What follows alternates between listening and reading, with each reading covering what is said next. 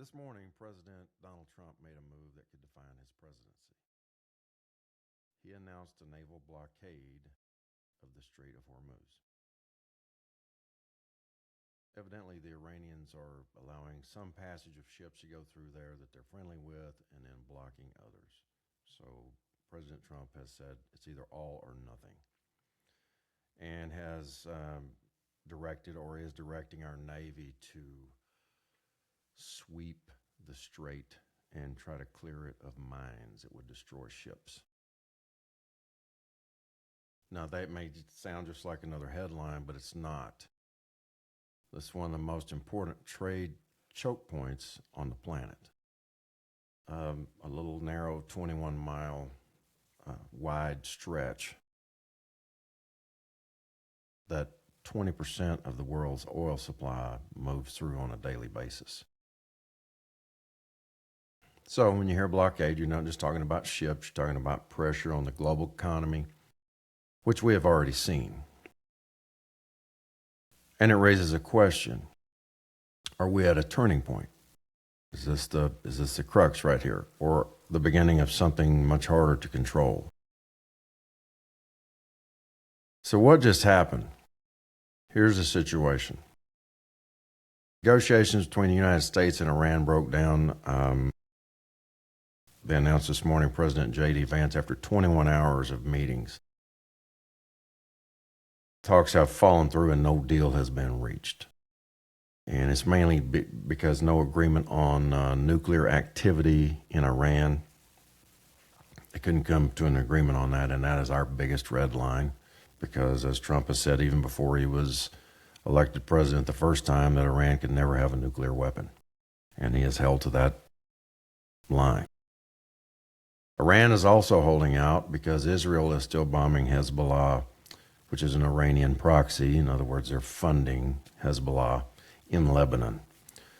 That's a no-go for them. So there's still a big gap from what I can tell, from what I read this morning and saw, and this is happening as we speak. But as of this moment, that's where we are. So it's kind of forced President Trump's hand. We've shifted from diplomacy, which we've been trying to do the last few days, to enforcement. The goal is, it's simple on paper, prevent Iran from leveraging that passage for influence or revenue. But in reality, moves like this are never simple. Because once you take action at this level, the next move belongs to the other side. And that's where the uncertainty lies. So why does all this really come down to mattering? The Strait of Hormuz is economically critical. Because as I said, a fifth of the world's oil supply travels through that every day. So any disruption, real or perceived, immediately affects shipping risk and costs, as we've already seen. A fully loaded large tanker is worth between $200 and $300 million with 2 million barrels of oil on board. And of course that affects prices, which we're seeing here already at the gas pump. Gas is extremely high. But there's another layer, and this is also about control. Who sets the rules for global trade routes? And how far is the United States willing to go to enforce that? Because every country watching this is taking notes. So let's break this down. Best case scenario, it's success for us. It's our Renaissance moment. It's Trump's Renaissance moment. It's a crown jewel in his presidency right now, and this administration, and it'll make us all look good as Americans if the outcome is successful. That means Iran's going to have to back off and accept our terms. That means shipping will resume without disruption, and markets will stabilize. And that means energy cost, of course, for us here at home will go down.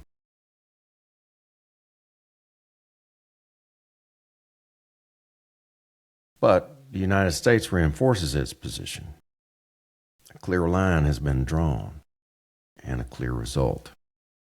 And that's the kind of moment that leaders hope for and point to for years. And that's what I'm hoping for, and I'm sure you're hoping for too, is we go with plan A. Here's not really plan, but here's the other side of the coin.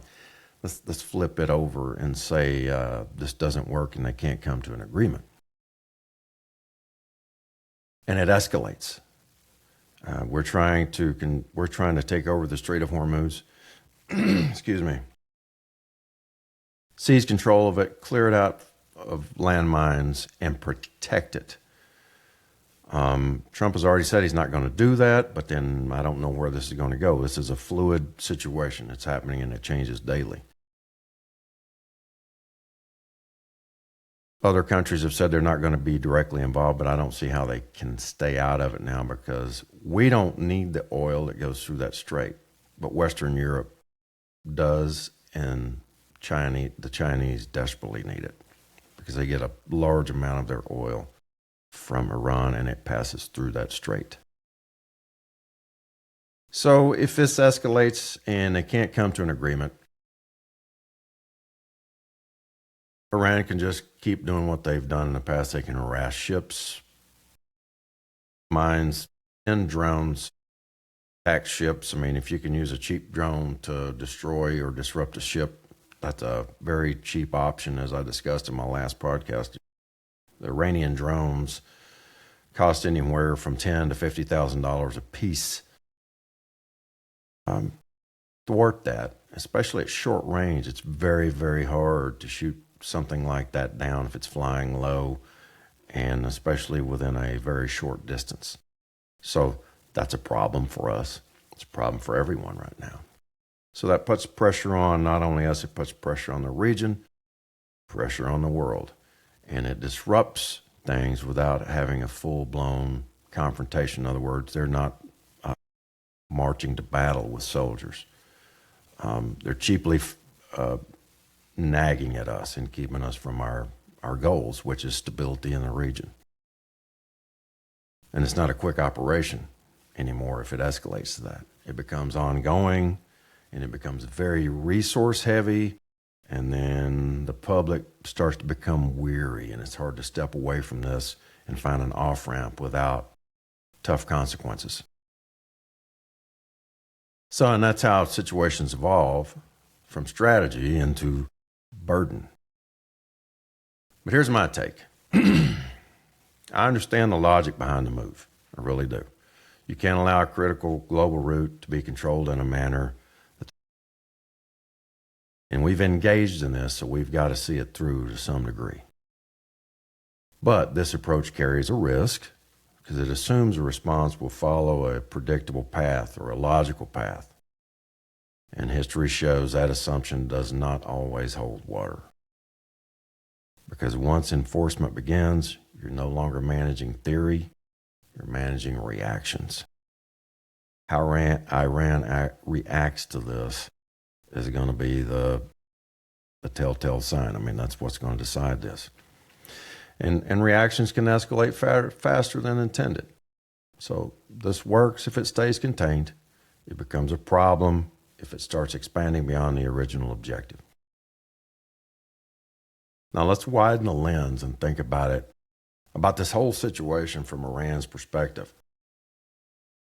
You have 9 nuclear-armed countries in the global picture. You have us and the Russians. We're number 1 and 2 by far in nuclear capabilities as far as weaponry. China is a distant third. And then in order, you have France, the United Kingdom, India, Pakistan, Israel, and finally North Korea. No one is really messing with any of these countries. We're indirectly involved with Russia right now as a proxy to the Ukrainians because we've been arming the Ukrainians and giving them intelligence and surveillance capabilities that they don't have on their own. But we are not bombing Russia. I mean, we all know how that. So that's one way to look at it. And then we don't hear much about North Korea anymore, even though it is ran by an unhinged, brutal communist dictator. Why? Because they have nukes. And they have nukes that can reach the west coast of the United States. They have intercontinental ballistic missiles. Even if one of those got through our defense and landed on the west coast, it would kill millions of people instantly. And, we can't have that. But, again, do you hear anything out of them anymore? No, we used to hear about North Korea all the time. Once they developed nukes, we had to back off. So I can see from a practical perspective why Iran is wanting to become nuclear armed, even though I believe their religious leadership is crazy, and you may believe that. I can see from a practical standpoint for them, for self-preservation, why they would want to be nuclear armed. Now, from our perspective, and Israel's perspective, and in Western Europe's perspective, especially us, defending ourselves, we don't want a country being nuclear armed that constantly chants death to America, do we?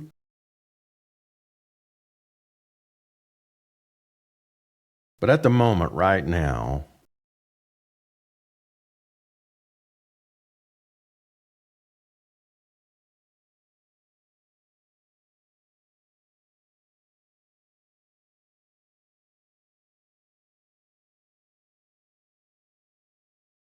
they have control, or they have geographic position over the Strait of Hormuz, which they have had historically. And they want to keep that because that gives them tremendous bargaining power, and that's why really no one has had the guts to mess with them before now. Trump, like him or not, everyone said we've got to do something about Iran. I've heard administration after administration after administration say that, both Republican and Democrat. No one's ever really done anything about it because they just haven't had the stomach to do this. And I've got to give him credit. Trump has done it. Now, how it turns out is how he's going to look.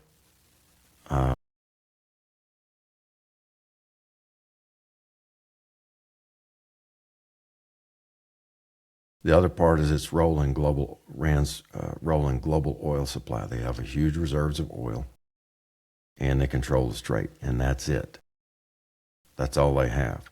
Now, we have not gone to the point of where we're taking out the infrastructure that controls our oil supply. In other words, I believe it's Carg Island, which there's a ton of oil goes through that little tiny island. That's where a lot of it goes to, and tankers fuel or load and leave out from there.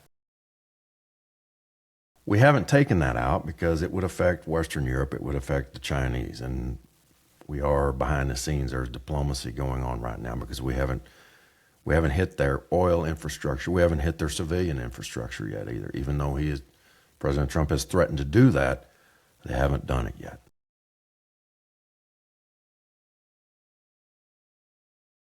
But anyway, the cards Iran holds those two things: the Strait of Hormuz and their mass reserves of oil. But there's something else to consider in this conflict from our perspective and from this administration, the Trump administration's perspective. It's time. They're not operating with an unlimited. Midterm elections are on the horizon, and which means this situation has to move forward to some kind of resolution or solution and relatively soon, one way or the other.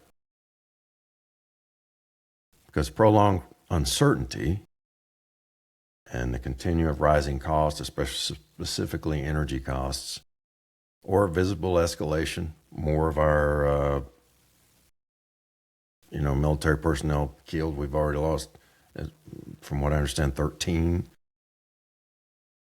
which is very low in a heavily armed conflict. But even one life is too much, in my opinion. But I mean that goes with the territory when you're in a military So this isn't just a foreign policy decision. It carries domestic political consequences. And it's also a decision being made under a clock. And that changes how things and risks are managed. So I don't know what the next move is. So we'll check this day by day. So where does that leave us?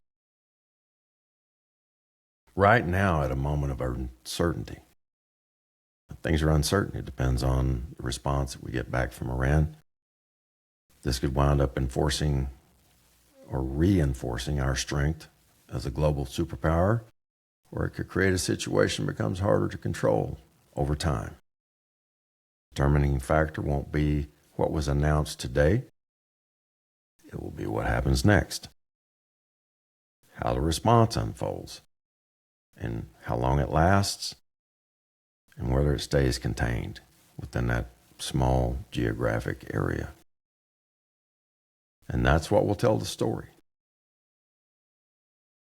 Please like this episode and subscribe to this channel, whatever platform you're on, and please share it with at least one friend.